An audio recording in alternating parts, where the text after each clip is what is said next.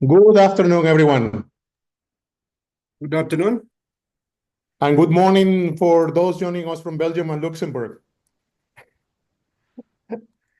Uh, Thank you. We are starting from Vietnam, and it's a real pleasure to welcome you today to the webinar on business opportunities in Vietnam for Belgian and Luxembourg businesses.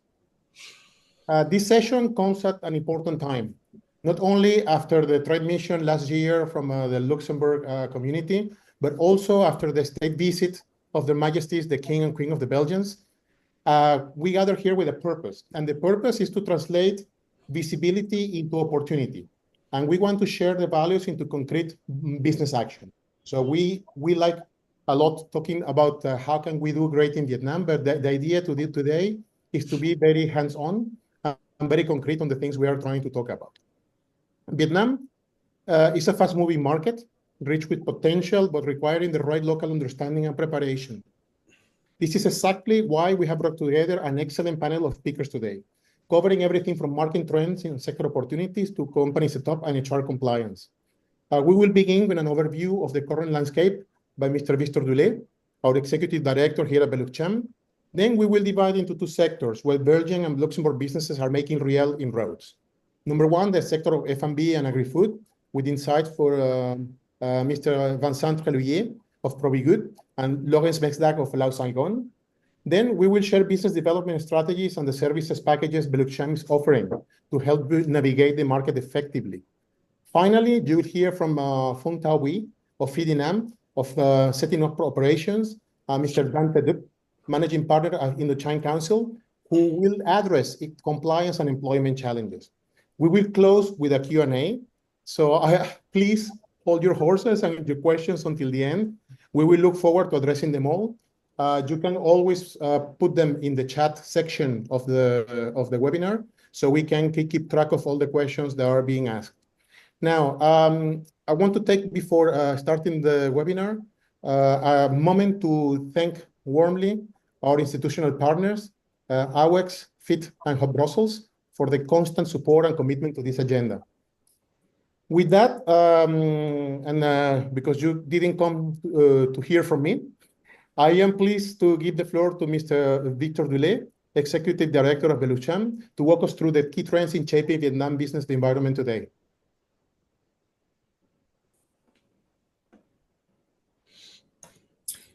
Thank you, Miguel. Good morning, Europe, and good afternoon, Vietnam. My name is Victor. I'm the Executive Director of Beluchem, and I will be your moderator today. But before diving into the speaker's insight, I would like to open with a quick overview of the market and the economic trends shaping Vietnam. Later in the sessions, I will also come back to present our business development strategies and how Beluchem can support your expansion. So let's start with the big picture. Can I have the next slide?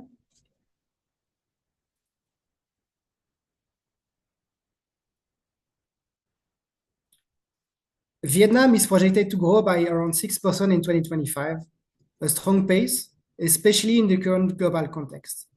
This growth is backed by a few major drivers: a young, urbanizing population, a rising middle class, and increasing domestic consumption. This combination creates a dynamic and fast-changing market. On the opportunity side, the first major trend is Vietnam as China plus one destination. As global supply chain diversify, Vietnam has become a strategic alternative for manufacturing.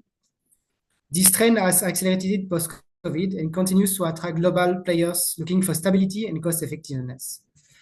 The second driver is the local market potential, which is growing rapidly. Vietnam has a population of 100 million people, which increase internet access, e-commerce, and digital tools. Local consumers are getting more sophisticated and open to new products and services. Third, Vietnam is a regional gateway. Thanks to a dense network of free trade agreements with the EU, ASEAN, and partners like Japan and Korea, companies based in Vietnam can access a broad range of markets with preferential terms. In short, Vietnam offers a compelling mix of growth, connectivity, and opportunity. But of course, choosing the right sectors and entry strategy is key. Let's take a closer look now at 4 sectors where opportunities are especially relevant for Luxembourgish and Belgian companies.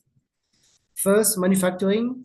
Vietnam remains an attractive destination for traditional manufacturing, but it's also moving up the value chain. There's a strong push for digital transformation, automation, and in Industry 4.0, especially amongst the large players and foreign invested companies. Second, renewable energy. With energy demand soaring and a clear commitment to net zero, Vietnam is actively scaling up solar, wind, and green energy infrastructure. The government has set ambitious targets, and there's plenty of room for foreign expertise and investment. The third and the fourth sectors, I won't go too deep because we are lucky today to have 2 specialists. So I will directly give the floor to the next speaker, which is Vincent, who is the CEO and founder of Provigood. So Vincent Tréluet, the floor is yours. Thank you very much, Victor. I'm sharing my presentation now.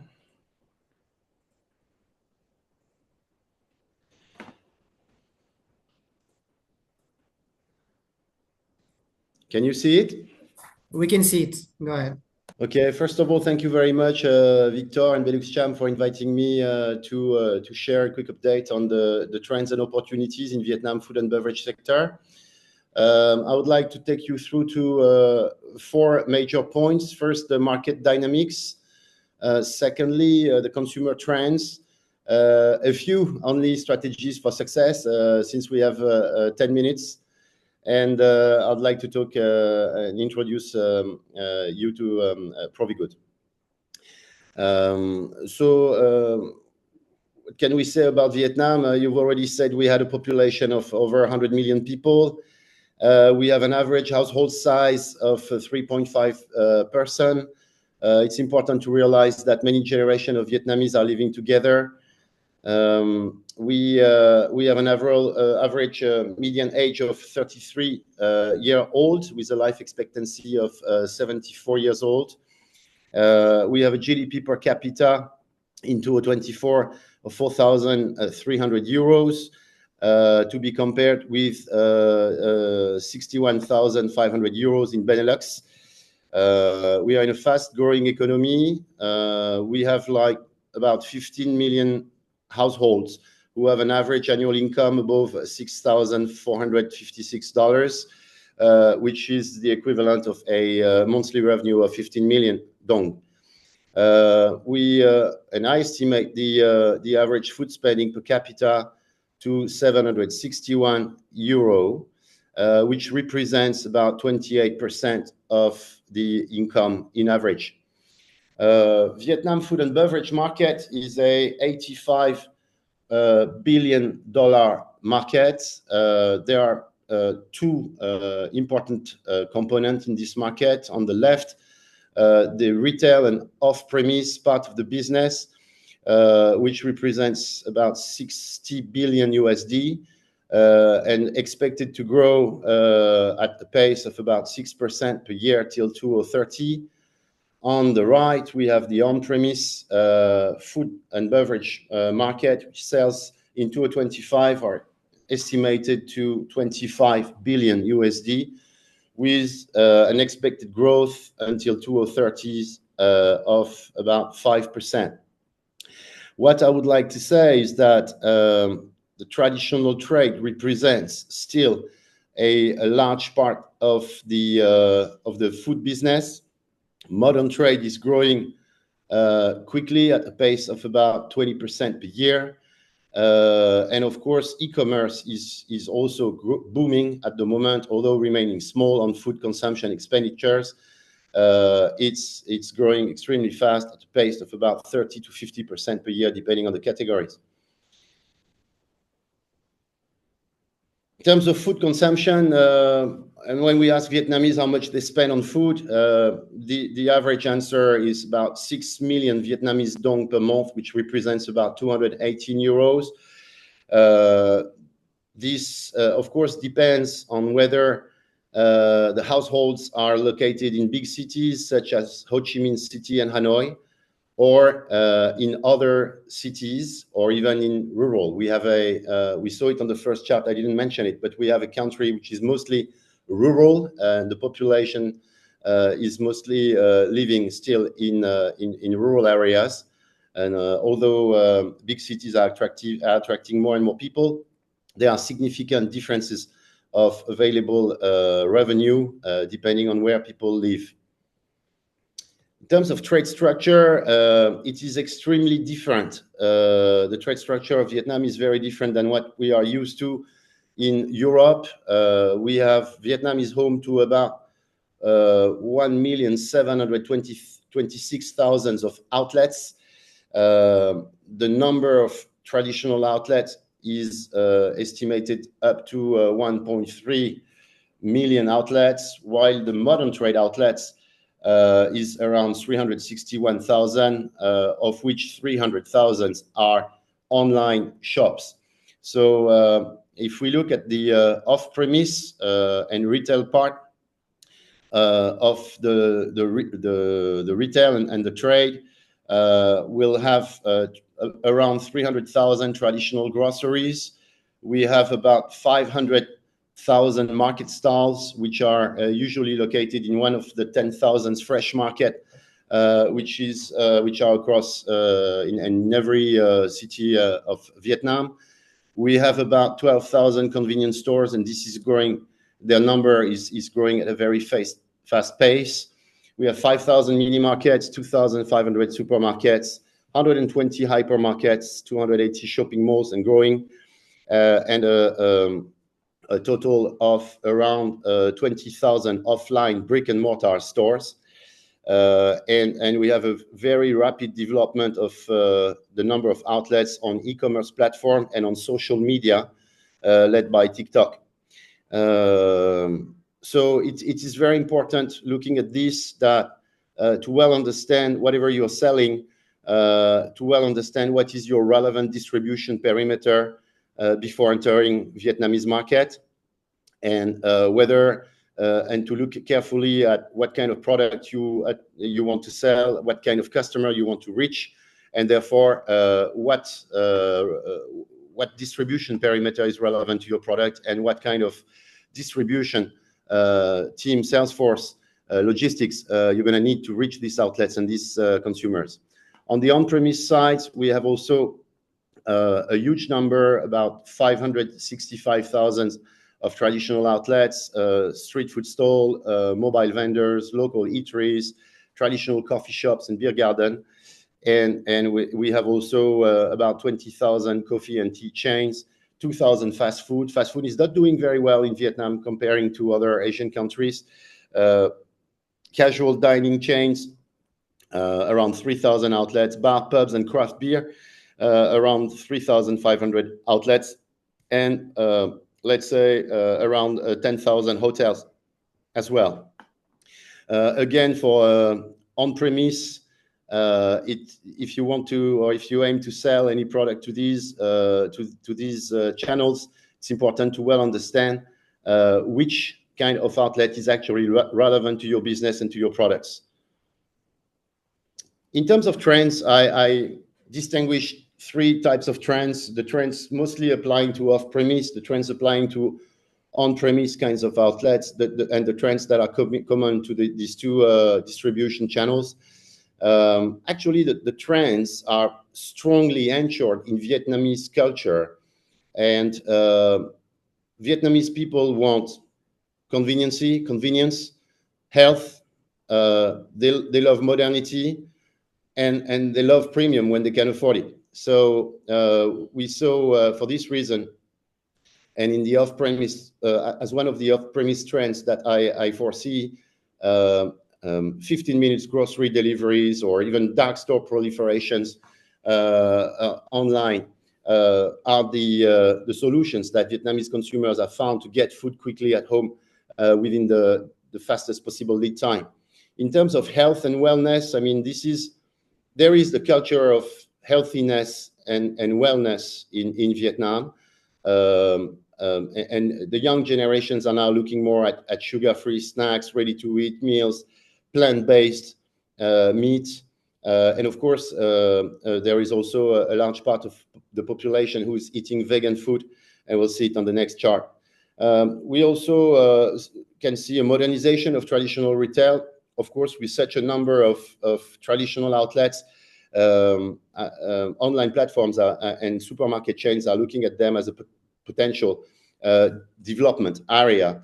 And some of these platforms are trying to convert pop and mom shops into actually depot or logistic platforms for their products. And then we also assist at the premiumization at home. So for a small part of the population, we see DIY gourmet kits, and we see also an increase of the interest for imported wines and cheese as these products become more and more widely available, and as the taste of Vietnamese is actually quite suitable with these products as well. On the on-premise trends, premiumization, health consciousness, nightlife and social drinking, convenience-driven dining are the four trends I would like to highlight. We see more and more luxury Vietnamese restaurants popping up. The Vietnamese consumers, especially the young generation, is extremely attracted and involved in whatever is Instagrammable. And they are taking pictures all the time, posting them on social networks. This is really a part of their daily life. So it's important to have this in mind with whatever concept you would like to deploy in Vietnam. Health conscious eating is also, I would say, it's been a trend for not forever, but I would say it's really part of the Vietnamese culture. And now younger generations are asking for clean label, healthy, functional beverages, high protein street food, and there are more and more vegan restaurants and higher quality vegan restaurants opening, mostly due to the Buddhist influence in the country. Consumers, most of the Buddhist people here eat vegan at least twice a month on the 1st and the 15th of the Lunar New Year. Third trend, nightlife and social drinking. I mean, Vietnamese friends love to gather and drink beers together. We call it tu nhau in Vietnamese. This is extremely popular, and now it takes different forms with the arrival of craft beers in Vietnam. There are now over 50 micro breweries who open. I was yesterday with Francois, the chairman of Belgo in Vietnam, who was quite happy about the development of Belgo in Vietnam. There is also this rooftop cocktail culture. So the young people and the young active who can afford cocktails, which are usually sold around $10, love together and to chill on sky bars and together on Friday and Saturday nights. And we also have the modernization of the traditional concept of the beer hoi. We also have that trend that I would like to highlight about convenience-driven dining. Again, Vietnamese love things, Vietnamese consumer love things that are, and services, products that are convenient. So making their life as easy as possible is really something we should keep in mind. As far as the cross-cutting trends are concerned, I'd like to highlight again clean and healthy food, which is, I would say, a basic requirement for doing any food business in Vietnam. Keep in mind that your consumers, especially the young one, will be engaged digitally first. Leverage AI powered recommendation, use live streaming kind of shopping. There's also a new trend on sustainability. I mean, lots of business are talking about, I would say all businesses or all international businesses are talking about sustainability at the moment. It, of course, influences the consumers as well.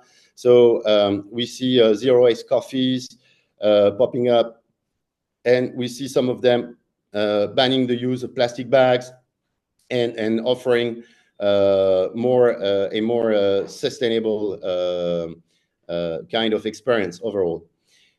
We also have a trend of specialization, either regional or hyper-local. or international flavors. And we saw it in Central Islands coffee with single origin brews, probably inspired from Maru chocolate, single origin cocoa from Vietnam. We saw popping up also Mekong Delta specialties, and we see a lot of international food, mostly coming from Korea, such as Korean barbecue and Japanese, with Japanese ramen, for example, but also, of course, a growing number of Italian restaurants and Western food as well. There is a real addiction of the teenager to bubble tea, and yeah, this is a trend as it was in, I would say, everywhere in Asia, everywhere else in Asia at the point of time. It's now here in Vietnam, and I would say bubble tea gives a nice reason for teenagers to gather. There's also a trend, maybe a smaller one, but about nostalgia marketing, and we see it on numerous numbers of retro packaging used in some food outlet on some food products. So as per the outlooks for 2005 are concerned, I would invite you to keep in mind that we may see more robots run restaurants and probably more NFT-linked loyalty programs. There might be also a big impact of the new law on driving, which actually expose the drivers who drink after having consumed alcohol to much more expensive fines. So that may reshape the beverage sales and the consumption habit. In terms of off-premise, I mean, the focus is really on at every retailer I meet, it's really on the omni-channel. So retailers are actively thinking at how they can leverage one channel or online to boost offline, and how to leverage online to boost offline. There are also some autonomous delivery vehicle being tested at the moment in Ho Chi Minh City that may reshape the delivery services in Vietnam in the near future. In terms of market entry strategies, I mean, you must be familiar with this, but I would say appointing a local importer. I would suggest you guys to appoint one to start with, especially if you have no business here, before appointing different importers.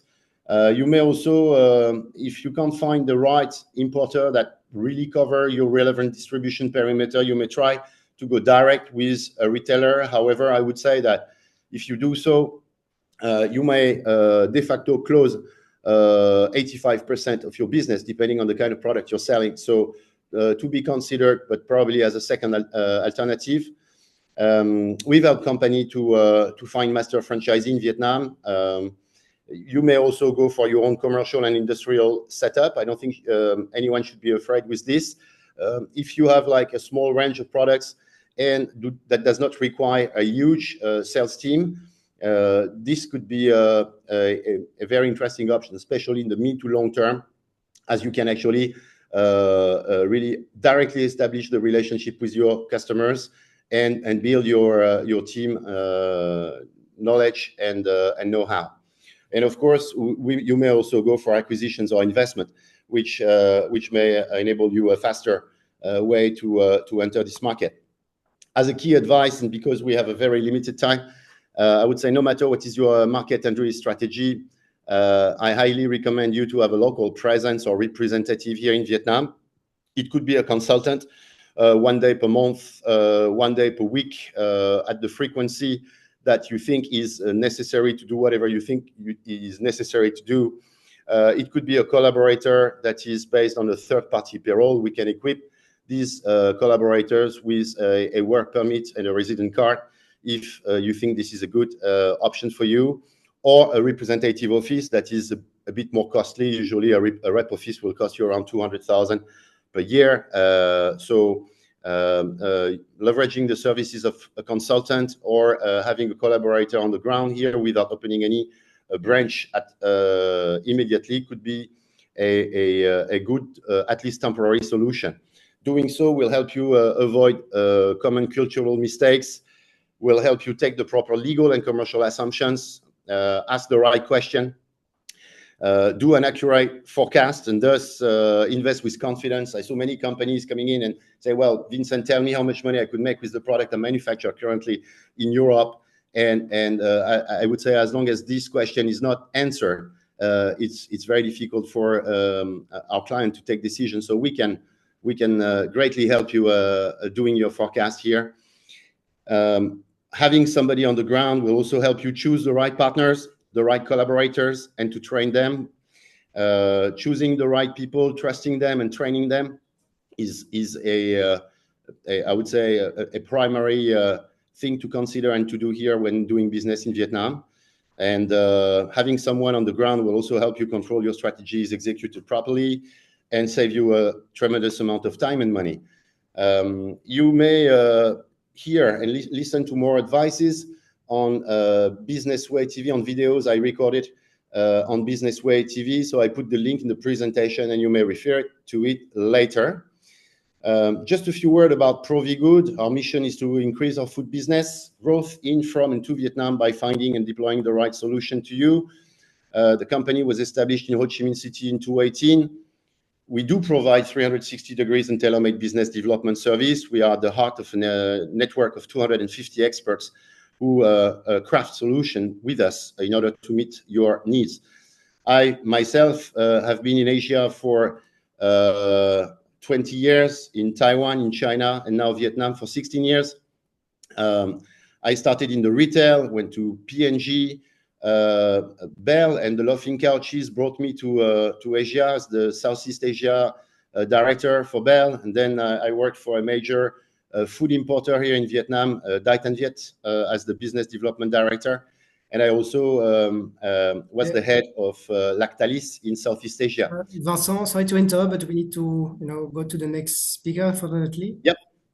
So just for the audience, these slides will be shared just after the webinar. So you will get all the slides and you will have the opportunity to have a look at all the information and company profile as well. Okay. Thank you so much, Vincent, for this insight on the F&B market and opportunities. Now I will give the floor to the next expert on the market opportunities, which is Lawrence. Lawrence Mesdak is the General Manager of Hello Saigon. So, Lawrence, the floor is yours for the next 10 minutes. Thank you. Thank you, Victor, and good morning, Belgium. Good afternoon, Vietnam. I will try to guide you a little bit through the trends and opportunities in Vietnam's agricultural industry, but maybe let me briefly introduce myself. My name is Lawrence. I'm from Belgium. My background is veterinarian, so I studied veterinary medicine, but I always had a passion for all business related to the agricultural industry. So with more than 7 years experience in Asia and living a couple of years in Vietnam, I decided to open my own company with the goal to bring agricultural businesses to their products through Vietnam and in the broader scope, Asia. So if you go to the next slide, these numbers we already saw in Victor's and Vincent's presentation, so I don't need to go too much in detail. I think for everyone it's very clear that Vietnam is a driving, growing economy with a growing middle class. And I just want to touch one number, and that's the average age. It's a country where the majority of the population is hardworking, motivated, and dedicated, and that definitely will drive economical growth in the coming years. But today I'm here to talk about the agricultural industry. On the next slide, you will see that the agricultural industry, if you go to the next slide, yes, will represent more than 11% of Vietnamese GDP. We talk about an industry of around 52 billion, with a yearly growth of more than 3%. Vietnam clearly is developed from a backyard agricultural industry to a more industry and service-driven economy, but still more than 27% of the population is working in the agricultural industry, and it's a very important, a big and very important market. If you go to the next slide, you see that we can divide the agricultural industry in general crop farming. There we talk about coffee, rice, cashew nuts, livestock, animal protein production, aquaculture, fish protein production, forestry, and then 5% is about services related to the industry. Let's start to talk about crop farming on the next slide. So 50% of the agricultural industry is driven by this crop farming. And I maybe want to start with the first picture on the left side. That's for me a very important picture. You see a motivated, smiling, clearly very proud coffee farmer, Vietnamese coffee farmer. And that's maybe one of the biggest opportunities as Belgium, Luxembourg, international companies. If you work with Vietnamese people are dedicated, proud, hardworking, and that's definitely an opportunity you don't see in all Asian countries. Talking about crop farming in detail, if you go back one slide, please. So we talk about Vietnam is one of the biggest countries in exports for coffee, rice, cashew nuts, and a lot of fruits. There is a few trends I want to highlight. First of all, sustainable and climate resilient farming. Here we are talking about the adoption of low emission rice cultivation techniques to reduce the methane emission and the water usage, as well as the expansion of organic and high quality rice productions with a target to go to more than 1 million hectares by 2030. Second of all, there is in Vietnam a big trend of focusing more and more on export. For example, the export of durian, dragon fruits, and mango to countries like China, South Korea, and Japan. But as well, development of processed fruits and vegetables with, of course, the goal to increase value and shelf life. Last but not least, there is a clear trend of digital transformation in the agricultural industry. We can talk about digital traceability systems to meet, again, the international standards which are required to export products. Based on these trends, on the next slide, we can talk about the opportunities related to this. First of all, agri-tech solutions, I believe, for international companies with knowledge and experience in farming tools, smart irrigation systems, crop monitoring technologies, technologies which are very common in Europe or in the rest of very common in Europe, but are not so much implemented in Vietnam, can be a big opportunity for international companies. Then, of course, sustainability.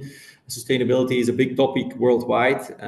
Within Eurocham, within the company organization here in Vietnam, we talk a lot about it, and there our experience in Europe is very strong. In Belgium, we have a lot of knowledge about organic fertilizers, biopesticides, eco-friendly packaging, recyclable packaging opportunities as well. Last but not least, processing, logistics, and capacity building. Vietnam is open and motivated for investing in modern processing facilities and cold chain practices, again, with the goal to be compliant with international high quality standards. That was in short about crop farming. Let's move to livestock. Yes. Livestock, we talk about 20% of the agricultural budget, $10 billion valuation. Vietnam is very fast moving from a backyard country where every household had a couple of pigs, maybe one dairy cattle and a few chickens at home, to a modern, fully integrated country. Did you know that Vietnam is one of the biggest swine production countries in the world? As you can see in the picture, consumption-wise, pork consumption-wise, it's one of the biggest in Asia as well. The trends we see, first of all, recovery after African swine fever. African swine fever is a severe disease which we not only saw here in Vietnam, but as well in Europe. Vietnam still is heavily impacted due to the very fragmented farms, and this resulted in a very fast spread. But based on the recovery and with this in mind, there is a fast recovery to more large scale commercial farms where there is protocols implemented and where there is a more where biosecurity is very important, which will result in a reduced risk of diseases. Then, second of all, we see a continuous growth in the poultry industry due to the high demand of fast production of proteins. Poultry is still one of the most or one of the cheapest proteins available. More and more investments in big industrial farms, automated hatcheries, breeding techniques, and automated slaughter facilities. As well, we see a clear shift towards antibiotic-free consumption and organic poultry farming. Last but not least, I want to talk about the dairy industry, cattle industry. There is more and more focus on high-quality dairy and beef products because the middle class is growing. They want to eat something else than pork and poultry, and they tend to buy or eat beef products. There is a trend to invest more in these value-added dairy products as well, like cheese and yogurt. Related to these trends, there is a couple of opportunities, I believe, for international companies. If you go to the next slide. First, this one, just to give you an idea about the livestock industry compared to Belgium, Luxembourg, let's say. In Vietnam, swine population is more than 3 times bigger than in Belgium. But what is the big difference compared to Europe of the agricultural industry? There is still a significant growth. And there is a lot of opportunities, not only in swine population, as well in poultry population and cattle. It's a growing market. There is a lot of opportunities for investment compared to what we maybe have a more developed industry in Europe, but with no growth or even a declining growth. Let's talk about opportunities. First of all, I placed here 2 logos from 2 companies, CP Group and Jaffa.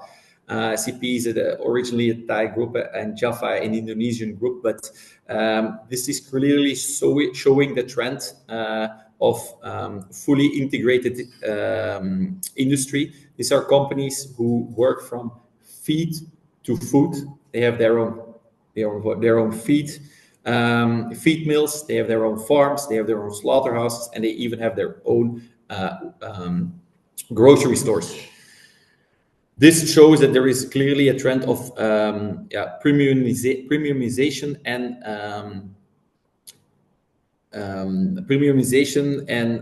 investment in new technologies. First of all, animal health. I believe there is a lot of opportunities for international companies. Premium vaccines, diagnostic tools, biosecurity solutions, medicines. At my company, we look at the data which is available for imports. We make market analysis reports for international companies to really assess the market and to understand which products can work and which products cannot work. Second of all, genetics. In my previous slide, you saw that there is a big population for swine, for poultry, but that doesn't mean that the reproduction numbers are good. Not the same as in Europe. So this is because of, first of all, the genetics, but as well for the as well about the breeding protocols. How are the farms managed, etc. So there are definitely opportunities for international companies. Feed and nutrition, I touched it already briefly. The shift towards antibiotic-free production. We need preventive feed supplements, nutritional products, and there is a lot of knowledge in Europe. Farm equipment, these big industrial farms are not the same as a backyard farm. There is a big need of ventilation, water management systems, automatic feeding systems, water dosing systems within Vietnam. And then last but not least, Vietnam is a tropical country. We work with fresh products. Cold chain is not that easy, so there is definitely opportunities here as well. Let's move to aquaculture industry. Driven by both domestic demand and exports, the aquaculture production has witnessed a continuous upswing with an average growth of more than 10% yearly. So this resulted in the fact that Vietnam is today one of the biggest aquaculture production countries in the world, even for shrimp, the third in the world after Ecuador and India. Besides shrimps, there is a big production of tilapia and pangasius. Talking about the trends here, Vietnamese government is implementing policies with the goal of expanding agricultural zones, particularly at the coastline and in focus areas for aquaculture like the Mekong Delta, with a focus on sustainable development and with the goal of targeting higher production per hectare. Second, there is clearly an adoption of intensive farming systems such as recirculating aquaculture systems. We see this because it results in a better disease control, a reduced environmental impact, and higher results, higher yields in limited spaces. Last but not least, we're talking again about export. Consumers in Europe, North America, Japan, Korea are demanding a lot. Sustainable products, traceability is very important, and they want certification of the finished products.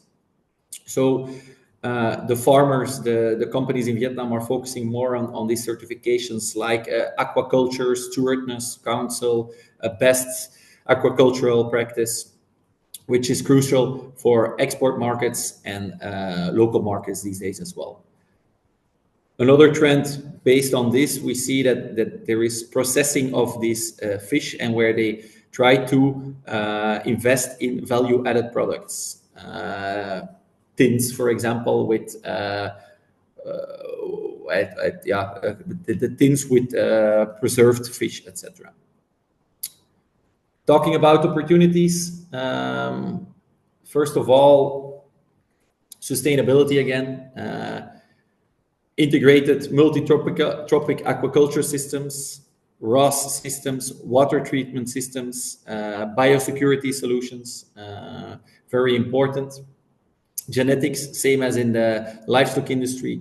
The industry is looking for disease-resistant shrimp fish breeds, etc.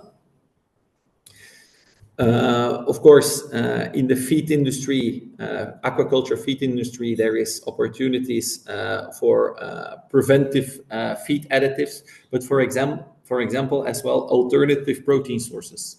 There is in Vietnam a very nice example. Entobel, they are farming black soldier fly meal, an alternative solution, for example, which is used in the aquacultural industry. On technology part, there is opportunities like smart farms for water management, but as well, for example, analysis solutions to analyze the water and to guide the farmers in what kind of medicines, what kind of biosecurity, what kind of feed to be used to have the best production parameters. And then last but not least, I talked about it, the certification. In Europe, we have a lot of, in Belgium, Europe, Luxembourg, we have a lot of experience in these certifications. To guide the Vietnamese in this, there is definitely an opportunity as well. Let me summarize in my next slide a little bit what I said. Belgian companies, Luxembourg companies who want to come to Vietnam, who have experience, knowledge in this agricultural industry, don't hesitate. The agricultural industry is valued at least 50 billion, more than 11% of the GDP. It is strong growth with a lot of focus on export. Vietnam is exporting a lot of rice, coffee, shrimps, and even wood products. I didn't touch in this presentation because of the limited time the forestry, but Vietnam is exporting a lot and high quality woods. For opportunities for foreign companies, invest locally in farming technologies, sustainability, feed and veterinary medicines, and infrastructure solutions for this intensive farming. Vietnam is transforming its agriculture into a modern, sustainable, and globally connected industry. I believe very promising for Belgium, Luxembourg. Luxembourg is companies seeking for growth in Vietnam. So if there is any questions or if we can help with doing a market analysis, getting a better understanding of the market, feel free to reach out. In the next slide, you will see my contact details. If there is, after the presentation, any questions, feel free to reach out and we can discuss. Thank you very much. Thanks a lot, Lorenz, for this insight on the agri-food markets and opportunities. So over the next 10 minutes, we will dive into one of the most important topics for any business looking to expand into Vietnam. Let's just try to share the screen.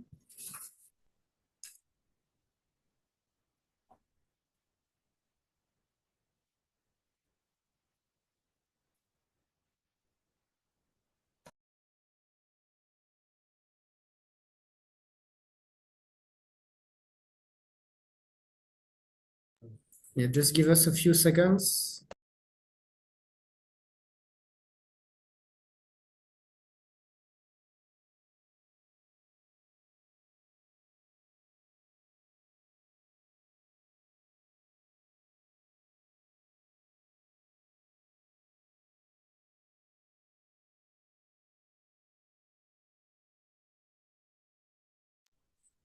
Okay.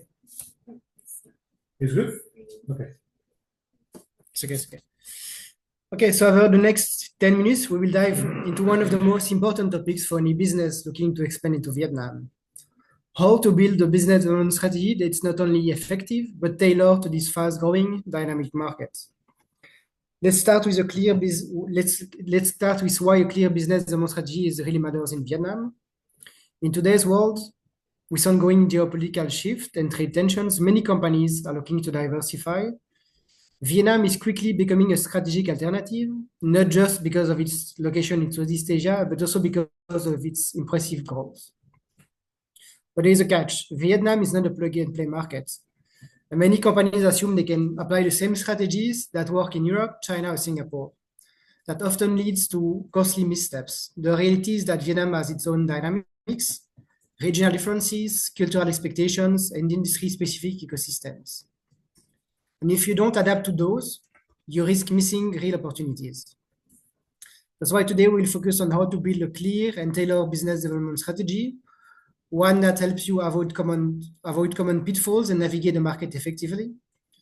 We will walk you through 3 phases: explore, engage, and expand.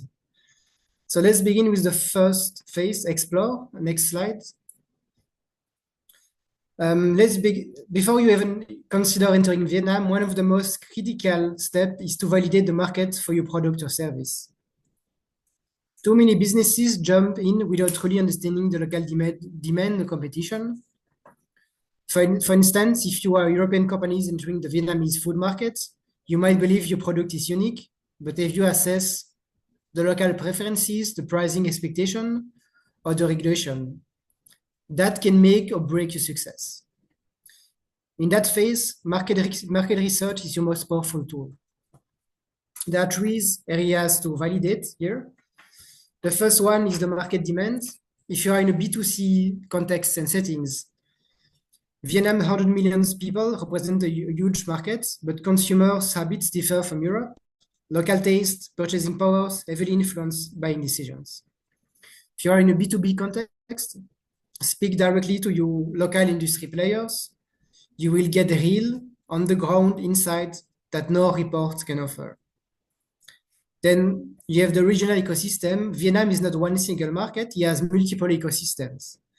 In Ho Chi Minh, you will find training in manufacturing, electronics, digital services. In Hanoi, it's mainly about automotive, textile, or government-related industries. Choose your base depending on your industry need. The third very important point is the regulation. Vietnam has improved, but the regulation can be still complex. Especially in regulated sectors, you will want to tap into resources just like the White Book of Eurocham, where you can find a summary of all the main pain points for European companies doing business in Vietnam. Okay, move to the next slide, please. Okay, now let's talk about the engage phase, where you move from interest to building trust. Vietnam is a relationship-driven market. Things don't happen after one meeting. You need to invest time to earn credibility. It's very common here to have several meetings with very positive impressions, but no immediate outcome. That doesn't mean there is no interest. It just means the trust hasn't been built yet. So there's a few ways to engage people effectively. Localize your pitch. Avoid the generic high-level claims. Instead of saying we reduce emission by 20%, say we help you save 50,000 USD per year on your energy bill. Make your benefit tangible. Focus on long-term relationship. Vietnamese partners appreciate consistency. Follow up after the meetings. Send relevant insights. Small gesture, just like gift during the local holidays, can help you keep top of mind. There's these rules of 3 to 5 touch points rules. So on average, it takes 3 to 5 touch points before you see tractions. Include that into your timeline before you even consider the meeting. Next slide. Now let's talk about how to expand when we have laid the groundwork. Expansion in Vietnam means building credibility and embedding locally. First, show up and contribute. Don't just attend events. Offer insight, join panel discussion, write articles. These actions position you as a serious player who understands the market. Second, hire local staff. You don't need a big team. Sometimes just one strong bilingual representative can help you stay responsive, bridge the culture, and win trust. Third, stay connected to the European community. Luxembourg, Eurocham, and other networks are also a great way to stay visible and also inform about issues that other European companies face in Vietnam. And last, look beyond Vietnam. Often the most relevant trade fair for you would be not organized in Vietnam, but might be organized in Singapore, in Thailand. If you look at industry-specific trade fairs, you might find some very relevant Vietnamese partners in Singapore or in Thailand as well. So this is just to summarize my first slides, the three main phases and how you can, increase and be more effective in Vietnam. And now we will also explain how to act and how Luxembourg can support you. So next slide. So at Luxembourg, we have developed services that align with each of these stages. If you're exploring, the market discovery and soft landing packages will help you access potential and validate the demand. If you're ready to set up, our setup package help you through incorporation, tax and operation. If you're sourcing, we will guide you through local supplier network with a sourcing package. If you're launching a business here, the starter package connects you with mentors and fast track your learning curve. And if you're already here, the business support package offer you help with business development and solving operational challenges as well. We are here to support your journey, no matter where you are in the process. Next slide. So to wrap up, Vietnam offer enormous potential, but it's not a market you can shortcut. You need to prepare, engage with care, and expand in a way that's connected to local and regional ecosystems. Vietnam rewards companies that invest time and build local trust. So the real question is, will you take the time to do it right?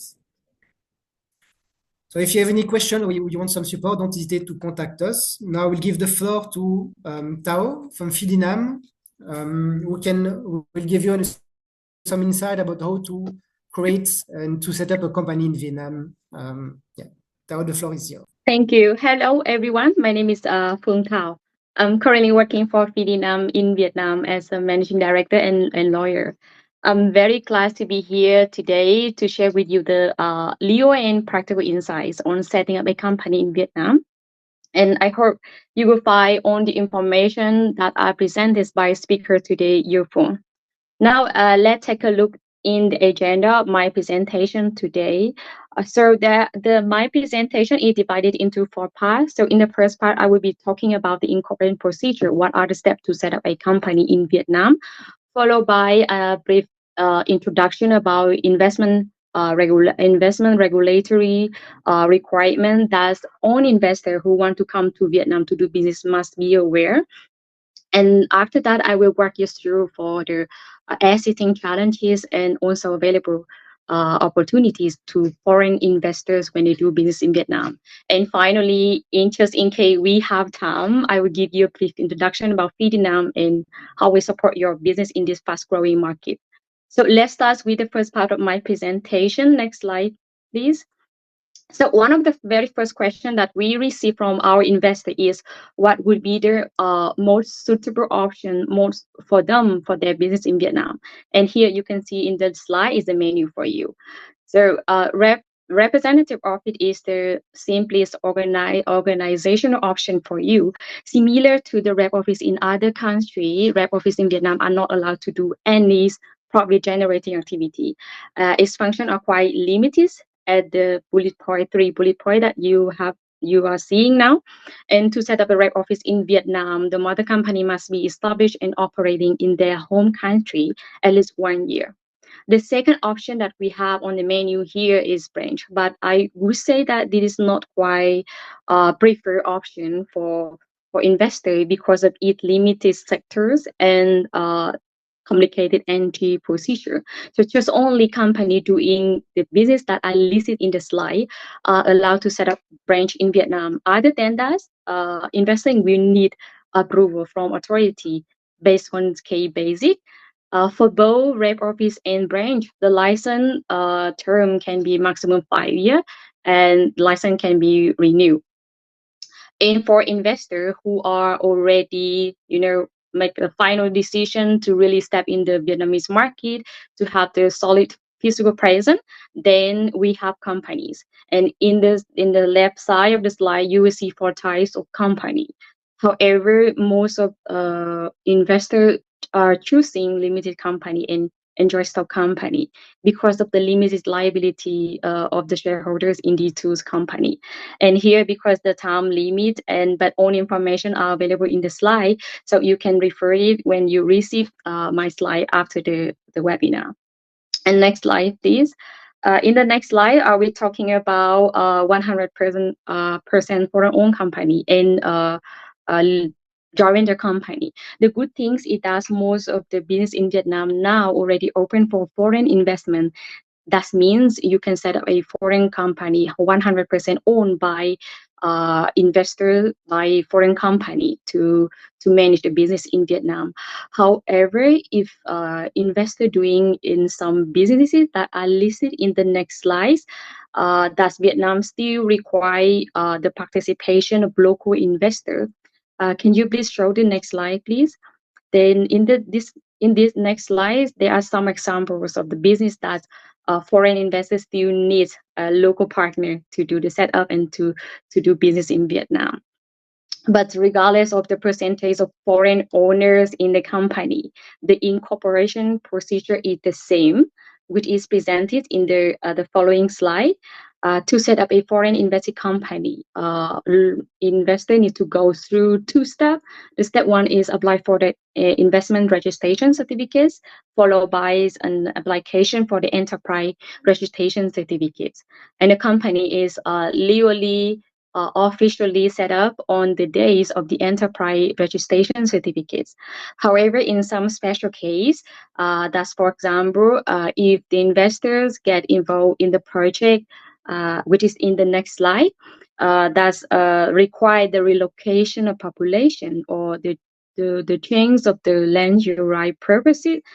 Then before going with the application for the enterprise or investment registration certificates, they need to get an approval for the investment policy issued by higher authority depending on the scale of business and also the nature of target business.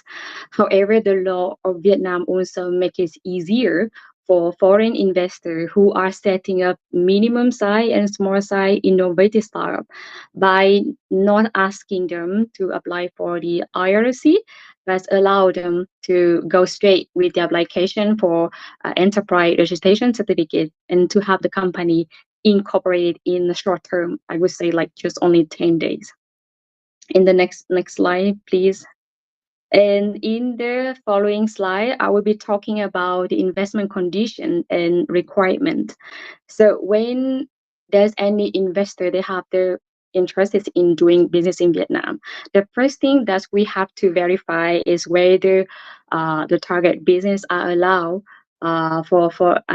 are possible for foreign investors to set up a company to do a business in Vietnam or not, because here we still have few business that just only given to local shareholder, local investors, or some business still require the participation of local partner. So these things must be checked in the commitment of Vietnam at international treaty and also in the local regulation. But no worry, we can help you to verify it. And one interesting news between investment in EU and Vietnam is that we have a protection agreement which was signed in June 2019. Vietnam has already ratified, and as of today, 18 countries has already ratified this agreement. However, we are still waiting for the ratification of 9 countries, including Belgium. So we do hope that this agreement will be soon fully ratified by all EU states member. So it can have to significantly increase the investment flow between EU and Vietnam. After we have already identified the market's accessibility, we have also to check whether there's any additional requirement in terms of human resources, capitals, or sub-license required for your target business in Vietnam. So the condition in Vietnam are normally the threshold of the foreign capitals or maybe sub-license. For example, in F&B industry for restaurants, in addition to the company license, which are IRC, ERC, you need to obtain foreign food safety and hygiene certificates before put the restaurant into operation. So these things must be viewed and must be complied before the business is start.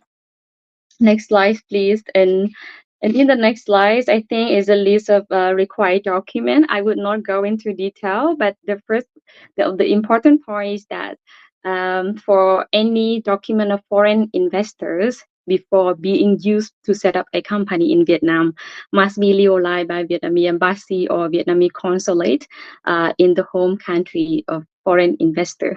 So here you will see the list was provided by the investors and what to be prepared in Vietnam. And in the next slide, there will be 2 others requirements, which are capital contribution and legal representative. So not similar to other jurisdictions in Vietnam, the law requests the investor to make the capital contribution within 90 days as of the date of the enterprise registration certificate. So if the investor contribute the capital in cash, then the cash must come from the bank account of investor to the capital account of the Vietnamese company. But also the capital can be contributed in access as well. And the last requirement that I would like to mention in the presentation today is about legal representative. In a company in Vietnam, they may have, next slide, please. So a company in Vietnam may have one or more than one legal representative who are acting on behalf of the company to work with any third party. But the company has to ensure that there must be at least one legal representative regulatory stay in Vietnam. And in case the company has more than one legal representative, then the rights and obligation of each legal representative must be very clearly specified in the company charter. So in case the company charter do not mention anything like this, then on the legal representative, you have the same authority in front of any third party, but also they will have the joint responsibility for any damage caused to the company according to the law. So these are the requirements and also some conditions that I would like to bring to our audience today. And in the next slides, I will be talking about some existing challenges, but also some opportunity, because I don't want to end my presentation with challenges only. So the challenge mainly coming from the market accessibility, because as I told you that Vietnam still keeps some business for only local investor, and some other business still need the local partner. So it is something I would say like the barrier for investor when they do business in Vietnam. But I would say that it's just in a few business.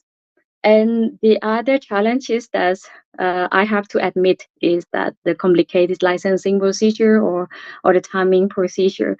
To set up a company in Vietnam, it might take around 2 months or even 3 months, including the time for foreign investors to prepare the legal document, which typically take, I think, 1 month in our experience to have the document legalized, and another 1 month as authority in Vietnam to grant the license. And for Belgium clients, based on our experience, there are some interesting things like this. So your name in passport is quite long, but your name in some corporate document is like a short name. So to prove that, the two name here is just for like only one person. So we normally make an affidavit that are legalized by Vietnamese embassy to confirm that these are two names. Actually, it's just only one person. Or for Belgium company, which is the public limited company, there's always the letter NV presented in any document like financial statement or bank records. But in the corporate record, there's no NV. So in this case, we have to do also another affidavit to prove that, okay, this is the name of one company. But when we talk about the challenges, I wanted to bring one thing is that Vietnam now is undergoing a administrative restructure to consolidate the government authority having overlapping function. So with this restructure, Vietnam aims to streamline the government unit and simplify procedures. So I hope that in very near future, Vietnam will create more investor-friendly environment for own investors, including local investors and foreign investors. And then in the next slides, I will be talking about the opportunity. I think Victor has already presented with you some other opportunities, but for my presentation, I would like to just focus on investment incentive that are available for foreign investors when they do business in Vietnam. So when it comes to investment incentive, we have 4 types of investment incentive that are presented in the slide. Corporate income tax incentive, we have the custom duty exemption for good importers to create fixed asset of Vietnamese company. We have exemption or reduction of the land use fee and also we have the accelerated depreciation. So as long as your project satisfy the statutory condition, the project might be eligible to these investment incentive. So which are the objective to investment incentive? The answer is in the next slide. And again, because we have the limited time, I would not go through in detail in this because the slide will be sent to you. But basically, if you do the business, if your business are in the list of encouraging activity such as agriculture, education, or software production, and or your company is located in the area having difficult social and economic condition, your project might be entitled to investment incentive. And amongst the investment incentive, corporate income tax incentive play a very important role in attracting foreign investor coming to Vietnam. And in the next slide, you will see what are the corporate income tax incentive. So as you might know, the standard corporate income tax rate in Vietnam is 20%. But if your project subject to the list of like do the business or do the encouraging business or in the or located in the encouraging location, your project, your company might be entitled to lower corporate income tax rate, with our 10%, 15%, or 17%. And in addition to the lower corporate income tax rate, the company might be enjoy to the tax holiday and tax reduction, as you see in the slide. And to give you a better, a clear idea, I'm giving you two examples in the next two slides. So the first example is for the income generated from the software production or income generated from the company located in the area having particular difficult social economic condition or in economic zone.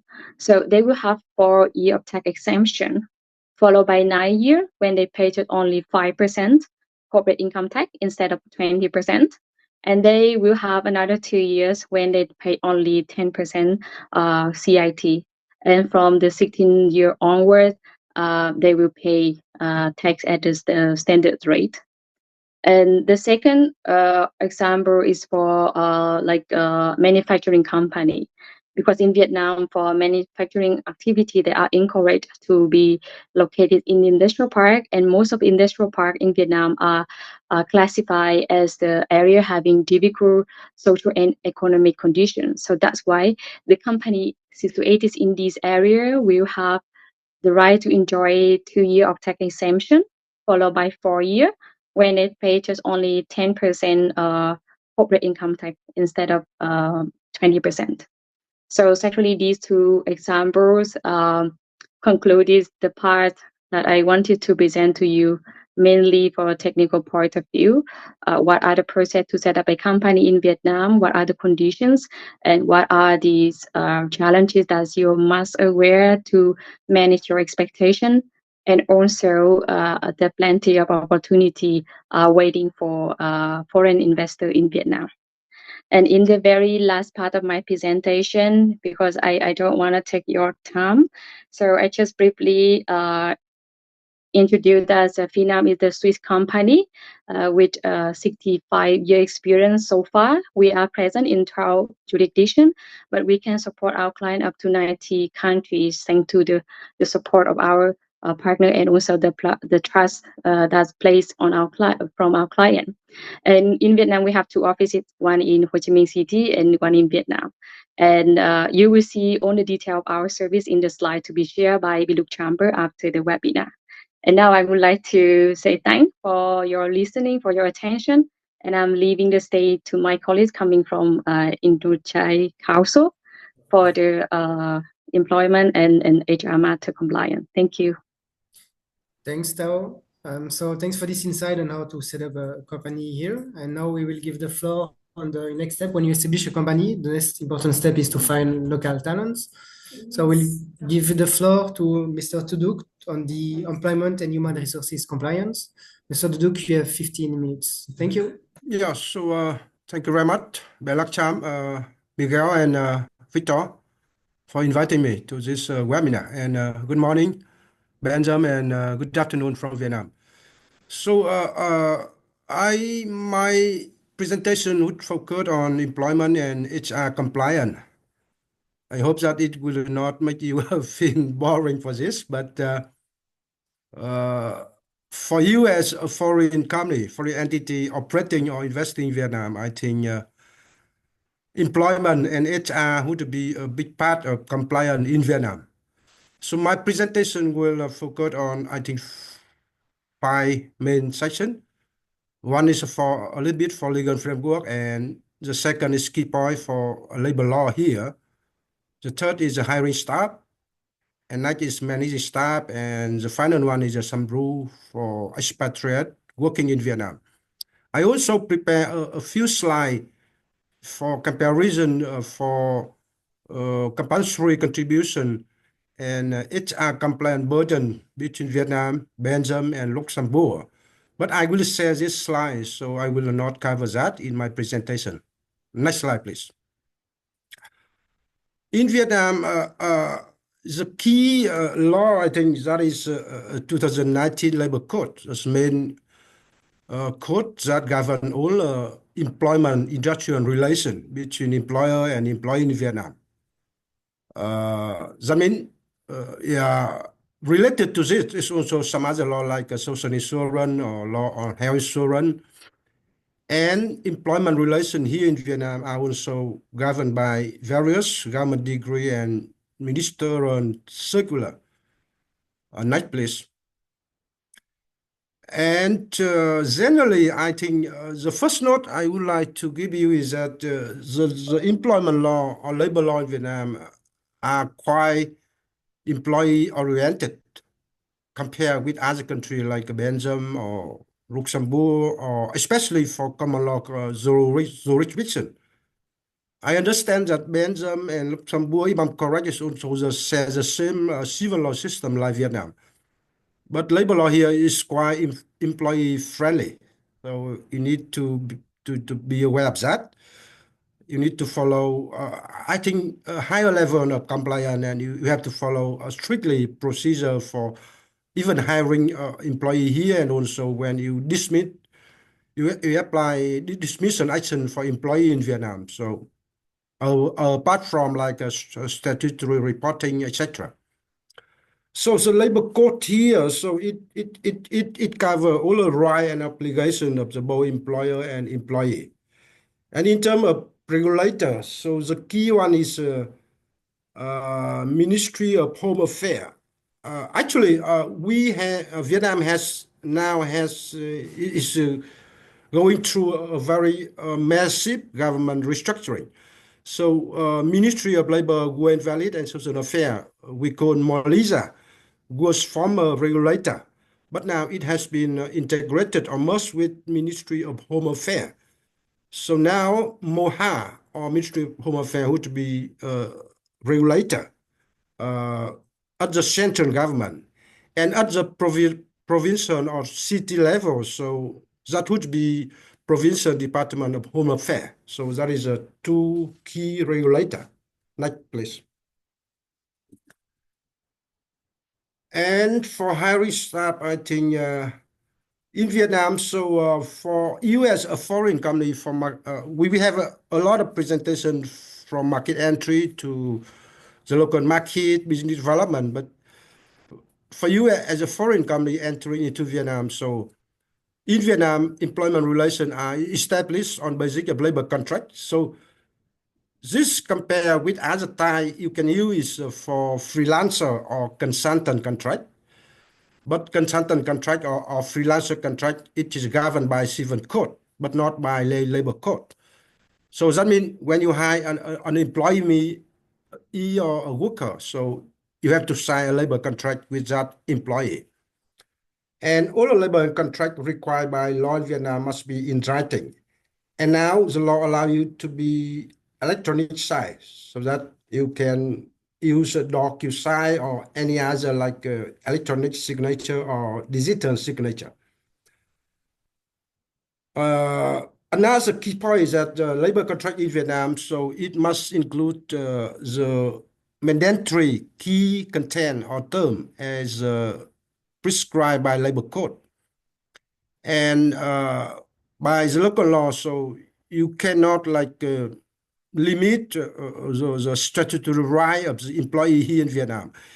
In the labor contract, you can give more benefit or right, but you are not allowed to limit the statutory right or benefit already granted by the labor law here in Vietnam. Next, please. And in terms of labor contract, so here we have the law provides for two types. One is a definite term contract, which the maximum term is 36 months, and the second type is indefinite term. And the law now is quite strict. That means for definite term contracts, so it can be only extended once. That means for total 36 months, you can only have two times, like 1 year and the next 2 years. And if the employee is still continue working with you, even extension is not signed, so the contract will be automatically converted into indefinite term contract.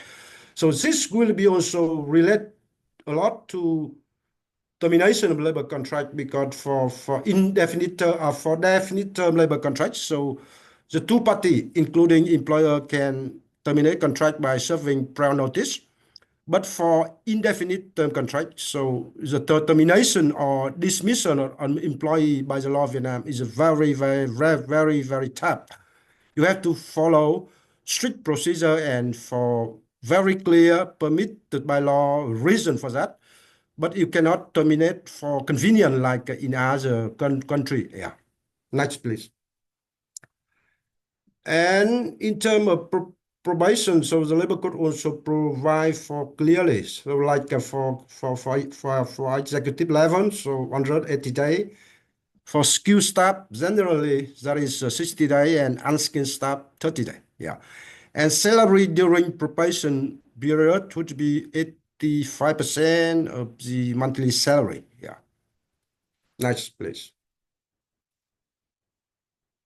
In terms of working hour, I think surely it's longer than Belgium or Luxembourg.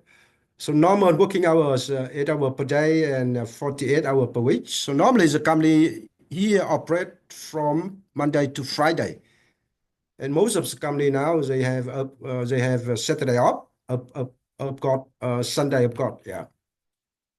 And the law also provide for clear provision for overtime payment. So I have included in my presentation here. So I do not go into detail for this. Next, please.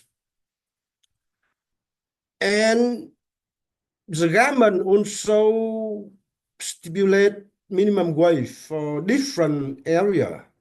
So normally this updated annually. So as you can see here, so like metropolitan area like Hanoi or Ho Chi Minh City.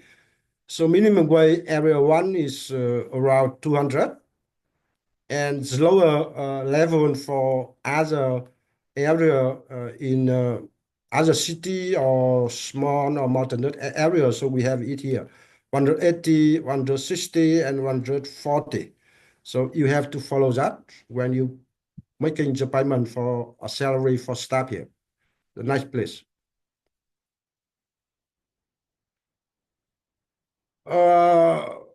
Statutory contribution.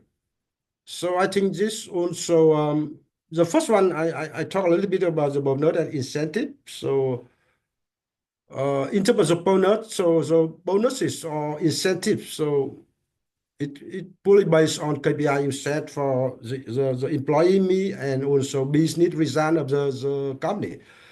But when you set like for bonuses, for incentive based on KPI, so you must be put it clearly in the labor contract, or it must be in the internal labor regulation. I will talk a little bit later on for that. In Vietnam, so for year-end bonus, so it is not mandatory to pay this. We call it in Vietnam is a 13-month salary, but it's very common or customary practice for most of the company here in Vietnam is that year bonus or Tết bonus or 13-month salary are paid to employee here, but it's not mandatory by law. Yeah, nice, please. And here is the compulsory contribution. Include social insurance, health insurance, applied to both Vietnamese and expatriate working in Vietnam. And the third one is unemployment insurance. But unemployment insurance only applied to Vietnamese employee only. So I have included a table for this. So the level of compulsory contribution in Vietnam, I think, is quite a lot. Compare with Belgium and Luxembourg, I think it's only second to Belgium only, but much higher than Luxembourg. And you can see here is that for local employees, so the total for compulsory contribution for social insurance, health insurance, and unemployment would amount to 32% for local employee. And for expatriate, so this would amount to 30% because unemployment insurance does not apply to expatriate working in Vietnam. Yeah, nice. Next, please. Yeah. And this part I cover a little bit for some regulations that affect or cover for right and obligation of both company or employer or employee.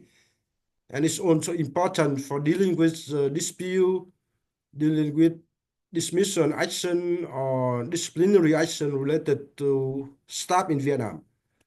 So the first document I think you should be aware is that for internal labor regulation. So this document is mandatory when a company has at least 10 employees. And internal labor regulation must be registered with the local regulators. I mean, DOMOHA. You can go back, Victor. Yeah. And next.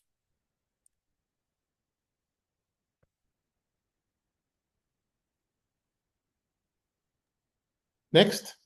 Yeah. I think yeah, right. And the next document would be democracy regulation. So I think a little bit very strange for you for it, but it dealing with the dialogue between the company or employer and employee. Yeah, so you also required to have this when you have at least when we have 10 or more employee above. Yeah. Next one, please. And the next is collective labor agreement. So this also required to have when you have established trade union within your company, and collective labor agreement also is also required to register with the labor authorities. I mean DOMOHA. And this collective labor agreement cover like a working hour, red break, salary, bonus, allowance, benefits. That means right and bad benefit of the employee. Yeah, please. Next, please. And my last section is for the rule for expatriate in Vietnam. This related mostly to work permit here. So basically, any expat working in Vietnam is required to obtain a work permit here. The exemption is only available for certain time, like a company owner or the board director who have contributed to the equity or share of the company with the equity value of at least 3 billion or more. So, but even for those case, expatriate entitled to exemption. So it's also compulsory that the company and expatriate have to do the procedure for work permit exemptions. I mean, you have to file a certain notice and documentation to labor authorities so that you can be qualified for exemption. Work permit in Vietnam, the maximum term is 24 months, and it can only extend it once time only. And if after further extension, a new work permit must be obtained if you do not have any right for extension.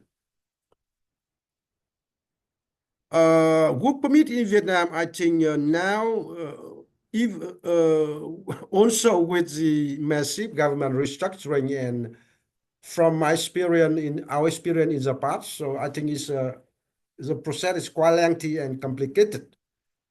So I think when you wish to come to Vietnam to work, so you need to be aware of this, and also you should contract like a lawyer or consulting company to help you to handle this paperwork. And I think it's quite cumbersome procedure for this. And if you work here in absence of the work permit, so you can be deported from Vietnam. And from the company or employer side, so the company might be pay a penalty, administrative penalty from 60 million to 150 million Vietnamese đồng. I think it's quite a lot. Yeah, nice place. And I'm a lawyer at Indochine Council, and we are full service law firm in Vietnam. So we have foreign client, foreign investor investing and doing business in Vietnam from SME to MNC. So for employment practice and labor-related matters, so we have one practice group called Employment Regulatory and Compliance that help foreign client or foreign company for from market entry for an operational issue compliant in Vietnam. So we are happy to help you. If you have any further questions, so I would be willing to attend. Yeah, we have. I have my I send my email here. And next, I have 3 or 4 slides. I did certain comparison between Vietnam, Belgium, and Luxembourg. So I hope that this will give you more detailed information on this. But employment law in Vietnam are employee oriented, and it's quite complicated and it's big part of compliance. So I think it takes more time with you to look into it, and also it's better advice, like other speaker said, is that you should seek professional advice from consultant and from professional law firm in Vietnam. So thank you very much. Yeah, the time is up. Yeah. Okay. Thanks a lot, Mr. Duke, for this presentation. So we are reaching the end of the webinar, but I would like now to open the floor for questions. So if you have any questions, feel free to either write them in the chat box or even unmute yourself and ask them directly to the relevant speaker. Thank you.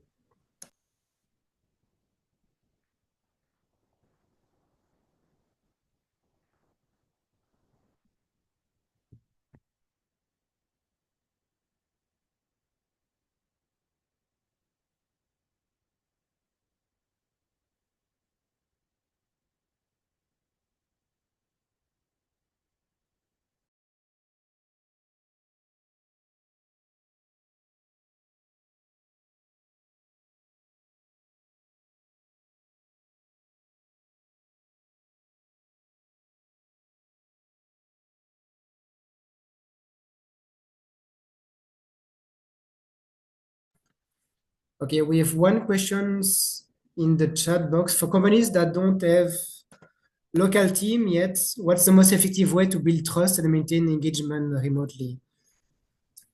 So I would say it's mainly for us. I know, Mr. Duke, you want to also? Yeah.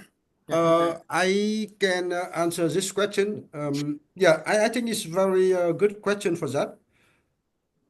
My last presentation, I talked about employment relation and labor contracts. But for many, like a small scale or small company, or for the first step of the market entry here, so many companies, we advise clients that to use a freelancer model or consultant contract only.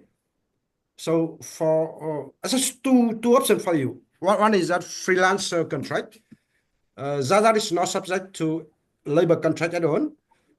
but you just establish like a consulting agreement. So, but there's a certain note that you should be aware, so that just to avoid that relation treated as an employment relation, but you keep it as a service agreement only, maybe for short term or something like that. The second way is that I think many companies also use for a small or medium-sized scale is that when the number of staff not so many is that they can contract with HR agency for contracting staff. But the law of Vietnam allow for prescribed lead of industry and sector that you can use for outsourcing or contracting staff. So that you can use any like a letter associate like some from Vietnam Work or from other. So you can use like what we call contracting staff. So I think Thảo from Vietnam also know very well for this. But that means before you establish, that means labor contract or employment relation is something more stable or medium or long term with your local presence here. So if you test market, you can use like a freelancer consulting agreement with your staff here in Vietnam. Or the second is that you contract with HR agency, HR firms that can provide contracted staff for you. So they will take care everything for social insurance, for HR compliance, everything under their payroll. So just pay service fee to them. Yeah, that's my answer. Thank you. Victor, I would like to build on Mr. Duke answer. I would like to build on Mr. Duke answer to this question. So basically, Mr. Duke mentioned there are two ways, and yes, there are two ways. We at Provigood, we assist clients on a consulting term base in a very flexible way, depending on the customer needs. So again, it could be like 1 day per month, 1 day per week, depending on the needs. It could be junior consulting, senior consulting, depending on the nature of the work. But I would like to highlight that it's not only these HR companies who can provide such service. We can also provide the service of wage outsourcing and salary portage. So if there is any client who wants to send an employee and on our payroll, we can of course discuss about this and ensure that this employee receives works in Vietnam in a legal manner, pays tax and gets a work permit and a labor contract and a resident card and so on. So this is a service we can provide as well. Okay. Thanks a lot for this. Thanks a lot for this. I would also, in my slides, remind people that we also can say support as a Chamber of Commerce. That's also our role to support companies who are not established here to make the first step and maintain contact with the first contact that they make before hiring people with like a full-time and stable establishment or with the help of some external partners. So if there's no other questions, I will now give the floor to Miguel, our chairman, to close the webinar. And if there are any other questions, you can also feel free to send us the question by email or also contact directly the speakers. You will get the contact details in the presentation that we will share in a few minutes just after the end of this webinar. So now the floor is to Miguel to close the webinar. Thank you. So we are a little more than one and a half hours. So I think it's very interesting covering a great deal of topics going around the building business within Belgium, Luxembourg, and Vietnam. And it's very interesting for me because you talk about these type of things every day, at least in my daily life, and still you learn a lot every time with this because my conclusion at the beginning of this is that there are many things you really don't think about all the time. And this is important to connect with the experts like the ones in our panel today. This is, I will say, my first takeaway. For the market trends to concrete sector insights, legal structures, HR compliance, you see that you can see Vietnam is just not a market to watch. This is a market to act on. And this action requires local understanding, requires trusted networks, requires an ability to navigate with a little bit of nuance. In Europe, we are very used to be very direct, very cutting in topics and so on. But here you have to actually be a little bit careful how to manage. So this is very, very important. And this is where we come in. In Belucham, we are more than a business chamber. We're a platform built to work beside expanders and newcomers in the industry. So hands-on support is important. And I think we can together, our members and our team help to move faster into entering market in Vietnam. Now, I want to extend my sincere thanks to our speakers, Victor, Vincent, Lawrence, Tao, Staduk, for sharing the respectives today. I think, as I told you, it's eyes-opening. I want also to give a heartfelt thanks to our partners, institutional partners, AWEX, FITS, and Hub Brussels for your consistent and valuable collaboration. If today you had an idea, as part of this conversation, you had an idea, a question, even you think, oh, is there an opportunity to do something in Vietnam? I encourage you to follow it. Reach to us, reach to the speakers, engage with our team, join the community that is already building success between Belgium, Luxembourg, Vietnam. It is the right moment. We are here to help. And thank you again. And we look forward to seeing many of you soon, whether it's in Vietnam, Belgium, Luxembourg, or anywhere else. We can have coffee or beers according to the time and the location. But, you know, I think I expect for the guys that are not in Vietnam to see you soon here. And for the guys that are in Vietnam, well, let's talk as soon as we can after this call. Okay? Thank you very, very much. And thank you for participating. Thank you to the Belucham executive team. And great morning to all of you. Bye. Thank you, Dr. Miguel. Thank you very much. Victor. Thank you, the team. Yeah.